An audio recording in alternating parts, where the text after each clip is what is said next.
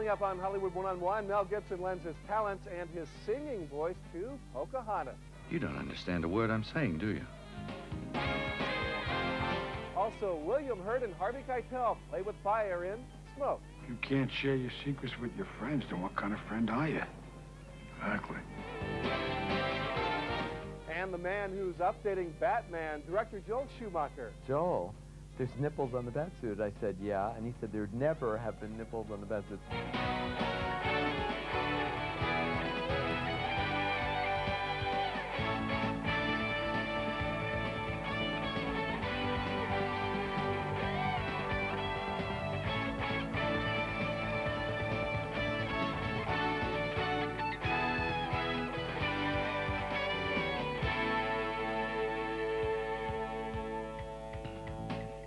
Hi, and welcome to Hollywood One on One. I'm Scott Patrick.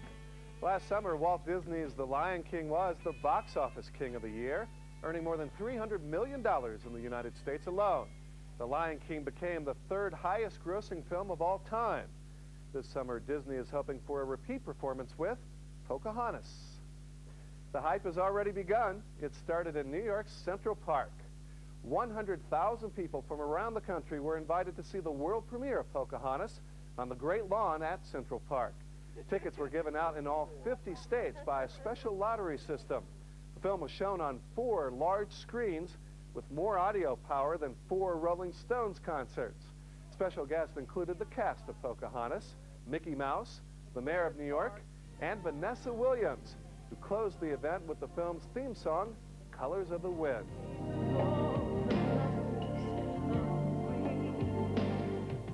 For our first take, we take you behind the scenes of the making of Pocahontas and introduce you to the familiar voices who star One on One.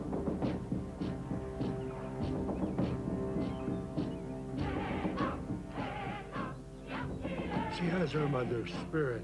She goes wherever the wind takes her. Come down here! The spirit of Disney is alive in Pocahontas. No, not that way.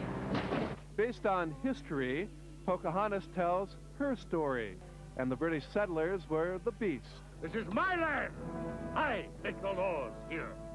And I say, anyone who so much as looks at an Indian without killing him on sight will be tried for treason and hanged. John Smith was one of those settlers out to find a new life in the new world. He's brought to life by Mel Gibson. All of my life I have searched for a land like this one. He's portrayed in this animated feature as a kind of an adventurer, you know, a kind of a jack of all trades, his own man who wants to forge his own life and who's very capable. Then he meets Pocahontas and learns more about love than war. Who are you? Pocahontas. That's what this whole script surrounds. The legend of Pocahontas, this fairy tale, is surrounding that moment. Flit, he's back. Come on, Miko. Irene Bedard is Pocahontas, not just in voice, but in body, mind, and spirit. A Native American herself, the Disney animators used her face as a base for Pocahontas. It's scary. My husband's the funniest about it. And when we've seen little bits and pieces, he's seen little bits and pieces here and there. He's actually going to be able to get to see it here at the June 10th premiere for the very first time. But from the pieces that he's had, he said, that is you. I've seen that face. That's your grumpy face. You know, and that's really strange because but it's also part of the Disney magic. Part of the thing that they do is being able to bring the expressions and mannerisms of the people who play them out. You don't understand a word I'm saying, do you?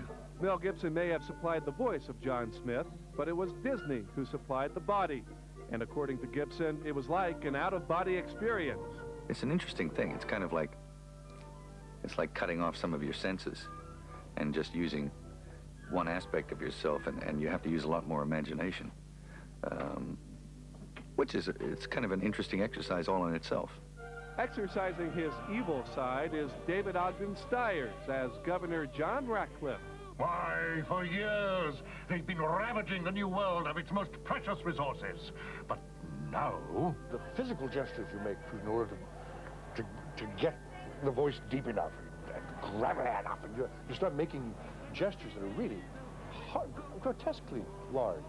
It would never work on film, or maybe on stage if it were, 8,000 people. The house were that big. But the microphone doesn't care, because it doesn't see you. But the energy of that for the animators, the directors in the booth, is wonderful. That's the air, that's the drive, the steam for what they then draw. Your mother wore this on our wedding day. I have waited a long time to see you wear it. Adding to the film's historical accuracy is Native American activist Russell Means. Pocahontas, come with me. You are the daughter of the chief. It is time to take your place among our people. When I first saw the script, I was thinking cartoon. I was thinking the genie in Aladdin. And I couldn't, looking at the script, I just couldn't see how this character could be a cartoon. So on my way over to the audition, I decided, the heck with it. I'm just going to play it straight drama. And surprise of surprises, I won the audition. He may have won the part, but not without first insisting on a few script changes. He wanted the Native Americans to be real characters, not the caricatures they've been portrayed as in the past. This is the finest movie ever done about American Indians in the history of Hollywood. I mean, we're the good guys. For the first time, we're the good guys. In an entire century of filmmaking, we finally get to be the good guys. You think you own whatever land you land on. The earth is just a dead thing you can claim.